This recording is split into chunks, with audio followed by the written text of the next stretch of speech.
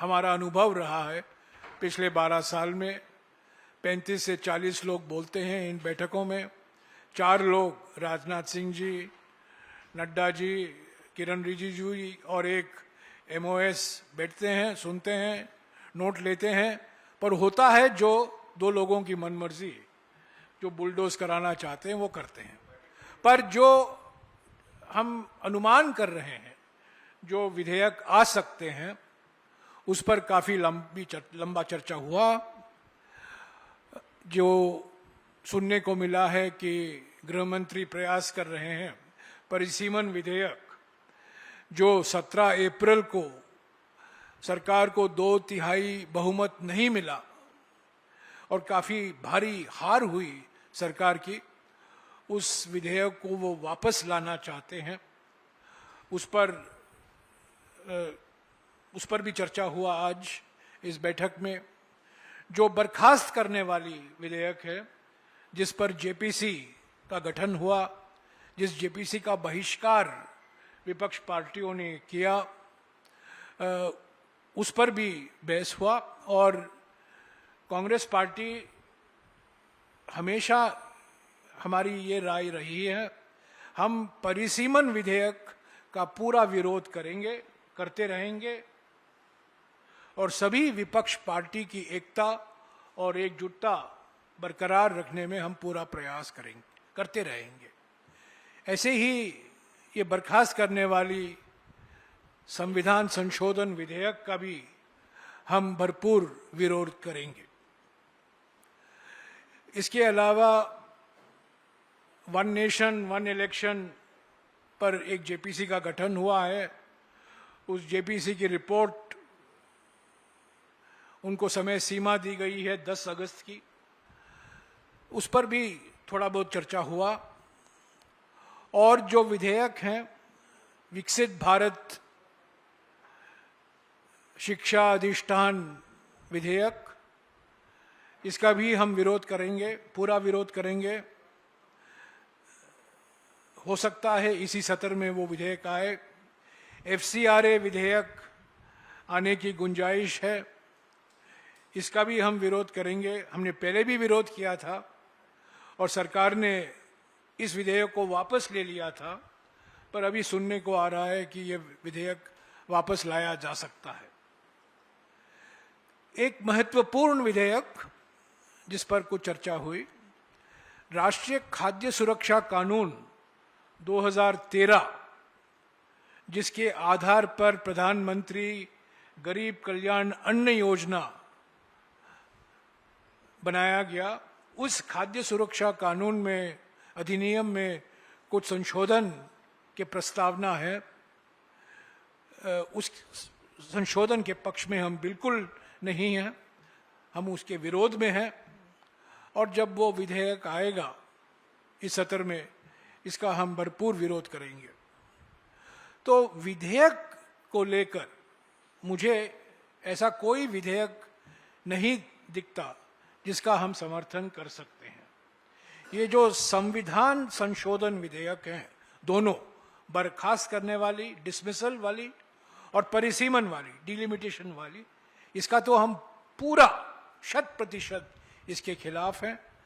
हमने पहले भी कहा है 16 और 17 अप्रैल को कि मौजूदा लोकसभा के संख्या में 1/3 महिलाओं को आरक्षण नारी शक्ति वंदन अधिनियम 2023 में प्रावधान किया गया है। 1/3 बहुमत, 1/3 आरक्षण महिलाओं के लिए। तो 543 सदस्यों वाली लोकसभा में अगर 1/3 आप निकालेंगे तो 181 हुए। तो वो महिला आरक्षण का प्रावधान कीजिए, हम आपका पूरा समर्थन देंगे। पर ये जो परिसीमन विधेयक पेश किया गया था, हालांकि इसको कहा गया ये महिला आरक्षण अधिनियम है, होगा, पर महिला आरक्षण के नाम पर खतरनाक परिसीमन विधेयक लाया गया। पूरी एकता और एकजुटता से विपक्ष ने इसका विरोध किया। ये बात सही है कि 17 अप्रैल के बाद गृह मंत्री ने एक दो विपक्ष पार्टियों को तोड़ा है। ये संविधान का अपमान है। ये चालाकी से 2/3 बहुमत पाने में ढूंढने में लगे हुए हैं। ये चालाकी से और पार्टियों को तोड़ के 2/3 बहुमत पाना, ये संविधान का अपमान है। ये एक कलंकित 2/3 बहुमत होगा। हालांकि इनको 2/3 बहुमत लोकसभा में मिलने की कोई गुंजाइश नहीं है। हम विपक्ष पार्टियों के साथ संपर्क में हैं। राहुल जी संपर्क में हैं, हमारे कांग्रेस अध्यक्ष मल्लिकार्जुन जी खड़गे जी भी संपर्क में हैं, सभी पार्टियों से जिन्होंने 16 और 17 अप्रैल को परिसीमन विधेयक का पूरा विरोध किया था।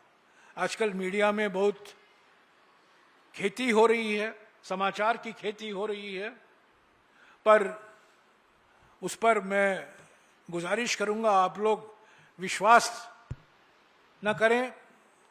असली बात यह है कि लोकसभा में इनको 2/3 बहुमत मिलने के लिए और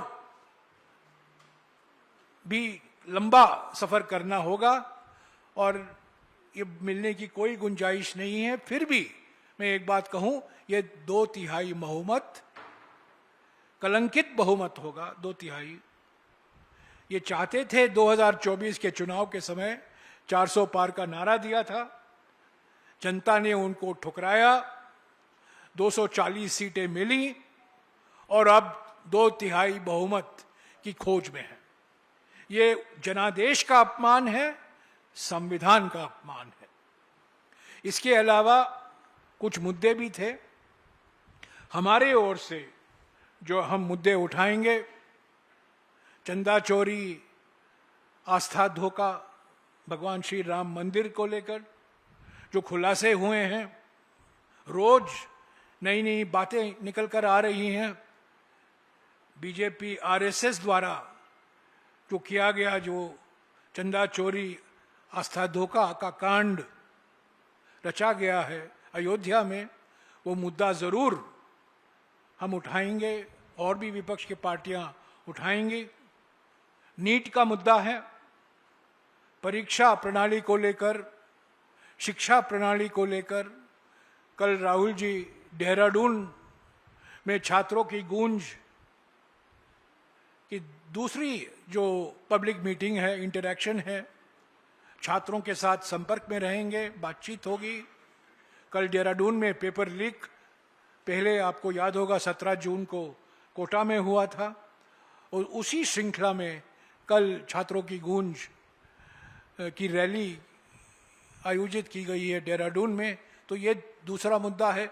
तीसरा, आप जानते हैं E20 घोटाला, जिसमें कई बीजेपी के वरिष्ठ नेता और उनके सुपुत्र भी शामिल हैं। तो E20 घोटाले पर हम चर्चा जरूर मांगेंगे। और भी ऐसे मुद्दे हैं विपक्ष की ओर से।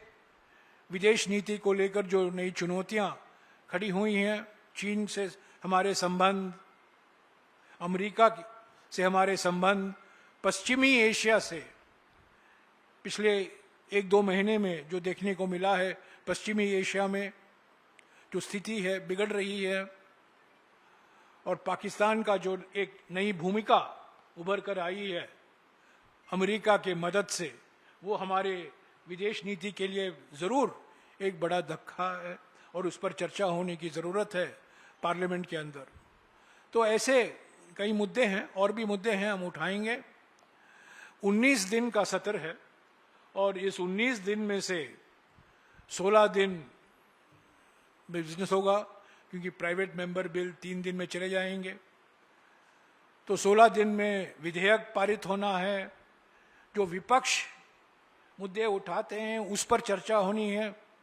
और हमारा अनुभव ये रहा है कि सरकार सर्वदलीय बैठक में तो मान लेती है कि आपके मुद्दों को हम प्राथमिकता देंगे, चर्चा कराएंगे, पर हमारा अनुभव रहा है कि सत्र में सिर्फ विधेयक पास होते हैं, चर्चा नहीं होती है। विपक्ष के उठाए हुए मुद्दे पर चर्चा कभी होता नहीं है। हालांकि बोलते हैं, पर बोलनी और कथनी में जमीन आसमान का फर्क है। तो ये रहा आज के पार्लियामेंट्री स्ट्रेटेजिक ग्रुप के कुछ मुद्दे जो सारांश मैंने आपको दिया है। अगर अभी आपके पास कोई सवाल है तो मैं उस सवालों को जवाब देने का प्रयास करूंगा। एक एक करके पूछेंगे। मोहित, एक एक।